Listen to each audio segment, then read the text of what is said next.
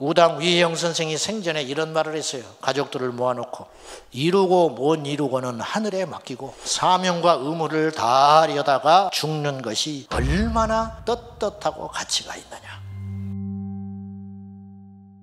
교회는 유람선이 아니에요. 군함이에요.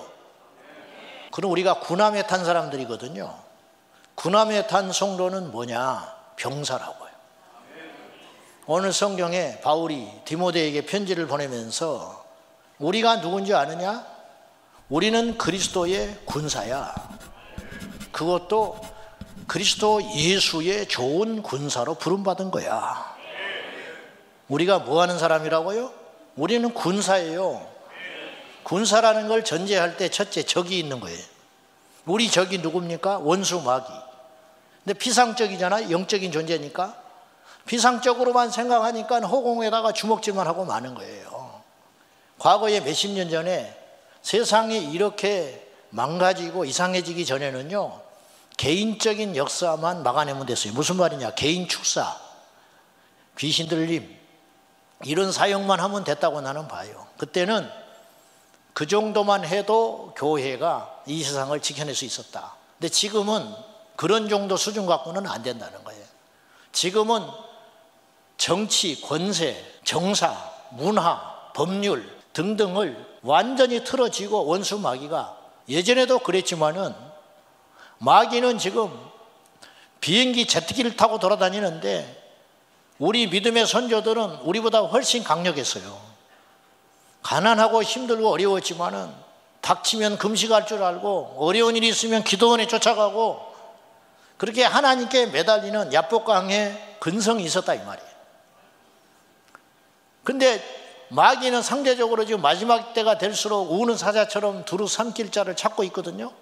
더 눈에 핏발을 세우고 날카로운 이빨을 드러내면서 집어삼키려고 밤낮 쉬지 않고 돌아다니는데 우리는 조금만 힘들면 주저앉아 버리고 조금만 외로우면 안 해버리고 무슨 말 들으면 팽개쳐 버리고 원수 마귀는 자존심도 없고 지칠 줄도 모르고 죽기 살기로 덤벼드는 거예요. 마태복음 24장에 보면은 마지막 때 적그리스도가 무슨 일을 하느냐, 원수 마귀가 무슨 일을 하느냐, 할 수만 있으면 믿는 자들에게도 우리에게도 미혹하리라. 할 수 있으면 우리를 넘어뜨릴 수 있겠어요? 택한 자를? 하나님이 택한 자를 무슨 수로 넘어뜨립니까? 그런다고 천국에 있는 이름이 지워지기를 하겠습니까? 택한 자인데 마귀가 이길 수 있다고 덤벼드는 게 아니고 그냥 덤비는 거예요. 이길 수 없다고 여기더라도 할 수만 있으면 자기도 안다니까요. 하나님을 무슨 수로 데려가며 하나님이 택한 자를 무슨 수로 넘어뜨립니까? 그러나 어차피 안 되지만 해보겠다는 거예요. 이게 무서운 거예요. 잃을 게 없잖아요. 궁지에 몰린 쥐새끼가 고양이한테 덤벼드는 거예요. 그러니까 흠집은 내겠죠. 지금 이 판국이라는 거예요. 우리는 어떻게 해야 되냐 이 말이죠. 말세가 될수록 원수 마귀는 세상의 권세를 다 틀어지고 정사와 권세와 세상의 주관자 그리고 하늘에 있는 악의 영들 모든 것들을 동원해 가지고 법률, 정치, 교육, 문화, 심지어 종교, 이단, 이데올로기, 사상 온갖 걸 동원해 가지고 사방에 우겨싸움을 해 가지고 우리를 집어삼키려고 덤벼드는데 우리는 깨어있지 않으면 무슨 수로 이기냐고요. 우리가 이 시간에 깊이 자성하고 깨달아야 할 것은 우리는 예수 그리스도의 군사라는 거예요. 위혜영 선생은 우리나라가 을사조약으로 나라를 뺏겨버리고 나니까 통탄을 하면서 밥을 안 먹어요. 그리고 나머지 5형제, 총 6형제가 있었는데 5형제를 불러 모아놓고 만주로 가자. 이 나라에서 일제치하에서 이 수치를 당하고 사느니 만주로 이주해 갑시다. 그래가지고 6형제가 갖고 있는 재산이 얼마나 많았냐. 우리 현재 가치로 따지면 2015년 기준으로 2조 원이 넘었어. 명동의 땅을 가지고 그걸 급하게 다 팔았어요. 팔아가지고 120명 식구들, 식솔들까지 전부 동원해가지고 마차 12대를 나눠 타고 만주로 건너갑니다. 그래가지고 6 식구가 독립운동을 하기 시작해. 8개월 만에 그 많던 돈이 다 사라져버렸어요. 그래서 무관학교를 세웠는데 누가 세운지도 모르죠. 신흥 무관학교를 세운 가족이 이시영, 이혜영 5가족, 이항복 선생의 10대 손.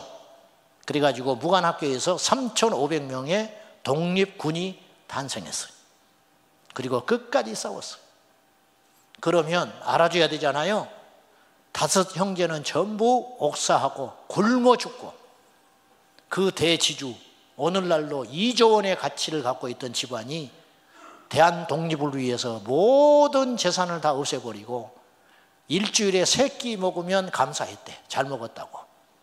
그래가지고 5 형제는 전부 병사하고 굶어 죽고 일제 밀정에 잡혀가지고 고문받다가 옥에서 다 죽었는데, 그의 제일 큰 형님이었던 이시영 선생만 해방된 후에 고국으로 돌아와 우리나라 초대 부통령이 됐어요. 우당 위혜영 선생이 생전에 이런 말을 했어요. 가족들을 모아놓고, 이루고 못 이루고는 하늘에 맡기고 사명과 의무를 다하려다가 죽는 것이 얼마나 떳떳하고 가치가 있느냐. 이기고 지고는 하나님께 달려 있어요. 그러나 해봐야 할지 않겠소. 이런 분들의 희생으로 우리가 마음대로 조국 대한민국에서 모이고 흩어지고 울고 웃으면서 살고 있는 거예요. 우리는 그분들을 잊지만 그분들의 희생으로 우리가 여기에 서 있는 거예요. 우리도 마찬가지라는 거예요. 예수님이 죽으셔서 우리가 천국 간 거예요. 우리 2000년 동안 기독교 믿음의 선진들이 순교의 피를 흘려주셨기 때문에 우리가 복음을 만난 거예요.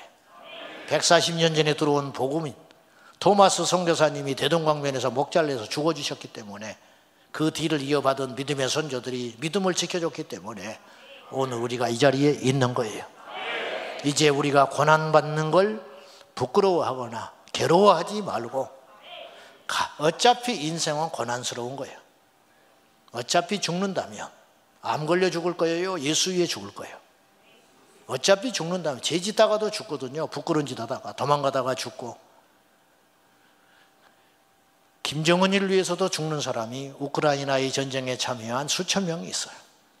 사실은 안타깝지만 헛된 죽음이에요. 그러나 그리스도 예수를 위해 죽는다는 것은 얼마나 위대한 일입니까? 말이 너무 거창한 것 같지만은 그리스도의 군사는 예수님을 위해 고난받는 걸 부끄러워 생각하지는 안 된다. 예수 믿는 사람이 내 식구만 챙기고 나만 잘 먹고 내 교회만 챙기고 나만 천국 가면 된다. 그것이 세상 더럽고 부끄러운 줄 알고 우리 모두가 하나님의 나라를 위해서 한 마음 모아서 나아가는 저와 여러분 진짜 군사 되기를 축복합니다.